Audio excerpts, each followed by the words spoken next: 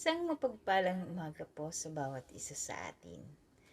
Narito po tayong muli sa ating Grab Food for the Soul, our daily dose for the nourishment of our soul. Simulan po natin ang ating araw sa pagbubulay-bulay ng salita ng Diyos upang makalakad tayo sa isang mapayapang pamumuhay. Ang pamagat po ng ating paksa ngayong umaga ay mahalagang manalangin. At matatagpuan po natin ang ating batayang talata sa Pilipos chapter 4 verse 6 to 7. Ganito po ang sinasabi ng talata. Huwag kayong mabalisa tungkol sa anumang bagay. Sa halip, hingin ninyo sa Diyos ang lahat ng inyong kailangan. Sa pamamagitan ng panalangin may pasasalamat. At ang kapayapaan ng Diyos na hindi kayang maunawaan ng tao ang siyang mag-iingat sa inyong puso at pag-iisip dahil sa inyong pakikipag-isa kay Kristo Jesus.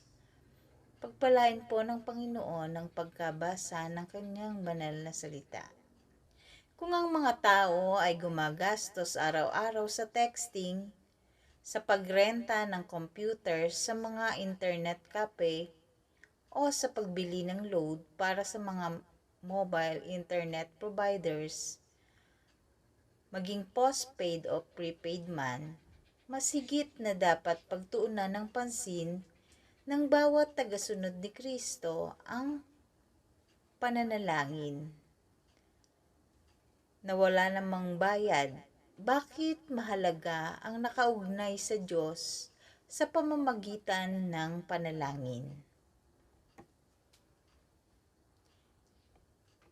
Ginagapi ng panalangin ang kabalisahan. Pinahihina ng pagkabalisa ang pananampalataya. Iisa lamang ang panlaban upang hindi magapi ng kabalisahan, ang panalangin. Sa malalim nating pakikipag-ugnayan sa Diyos, doon natin natatagpuan ang kasagutan. Habang tayo'y nananalangin, kumikilos ang Diyos upang tugunin ang ating karaingan.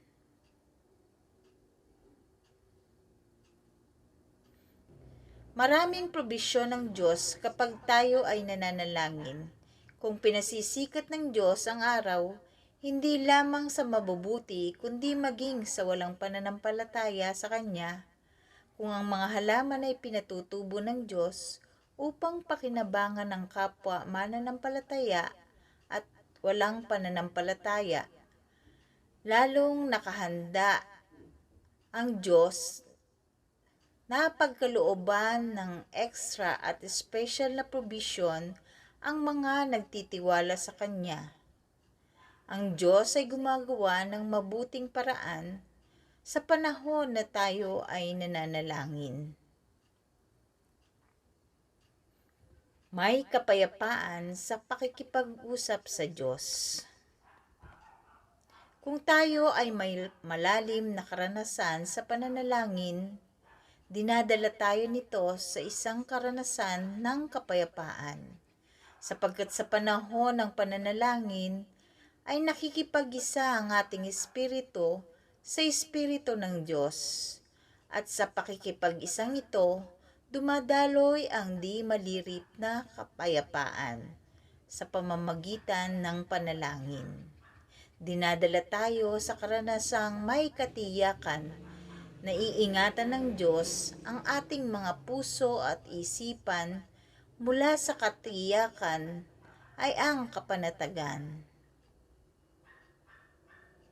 Napakalaki na ng pagunlad sa communication system sa kasalukuyang panahon noon upang makapagpadala ng mensahe sa malayong tao. Ginagamit ang Morse code, telegram at telepono. Naimbento na rin ng pager, cellular phones at electric mail. At ngayon ay ang mga social networking site sa pamamagitan ng internet gaya ng Facebook, Twitter at iba pa. Ang communication system sa pamamagitan ng mga electronic gadgets ay tunay na pinalapit ang kanluran at silangan. Ngayon, nagaganap na ang koneksyong real-time, real people, and real space sa makabagong telekomunikasyon. Bagamat ganito ang sitwasyon ng pagunlad ng telekomunikasyon sa iba't ibang panig ng mundo, nanatiling may isang communication system na underutilized o kung hindi man ay not properly utilized. Ito ang domain na kung tawagin ay yahweh.com o ang domain of prayer. Bakit underutilized or not properly utilized ang domain ng pananalangin? Narito ang ilang dahilan. Una, lowbat, walang ganang manalangin.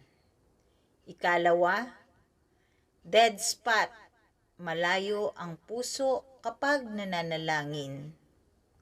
Number 3, disconnected, wala na talagang koneksyon sa panalangin. Kaapat, walang load, walang malalim na damdamin sa pananalangin. At number 5, wrong send, iba pala ang dinadalanginan.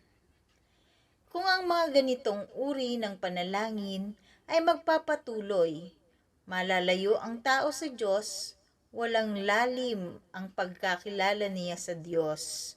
Wala siyang panlaban sa masama at wala siyang lakas na gapiin ang tukso. Why not pray when you can pray? Bakit hindi tayo manalangin kung maaari namang tayong manalangin? Inaanyayahan tayo na laging mag-log on sa kanyang domain, ang domain of prayer. Tayo po ay manalangin. Panginoon naming Diyos na makapangyarihan sa lahat, pinupuri at nilululhati po namin ang inyong banal na pangalan. Maraming salamat po sa umagang ito sa pagkakataon na ipinagkaloob niyo po sa amin sa bawat isa na nakapagbulay-bulay po ngayong umaga, Panginoon. Dalangin namin, Panginoon, sa umagang ito, ang aming mga kapatid na nagsisipasok sa kanilang work of place, Panginoon, ingatan mo po sila at gabayan sa kanilang mga gagawin, Panginoon, sa maghapon, sa kanilang pagpasok. Ganun din po, Panginoon, dinadalangin ko rin po ang aming mga anak, ang bawat anak namin na magsisipasok sa kanilang paaralan, Panginoon. Bigyan mo po sila ng wisdom and knowledge, ang pag-iingat at gabay, Panginoon, ang sumakanila, Panginoon. At ganun din po ang aming mga kapatiran na may karamdaman. Ikaw po ang humipo sa kanilang mga karamdaman. Pagalingin mo po sila ng iyong mapagpalang kamay, Panginoon. Salamat po sa aming mga kapatid na ito, Panginoon. Ikaw po ang manguna sa amin. Gabayan mo po kami sa araw na ito. Ito po ang aming samot dalangin sa tanging pangalan ni Jesus na aming tagapagligtas. Amen.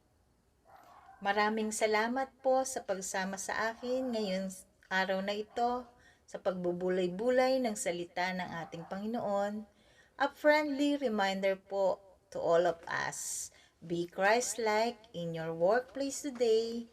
God bless us all and hanggang sa muli po.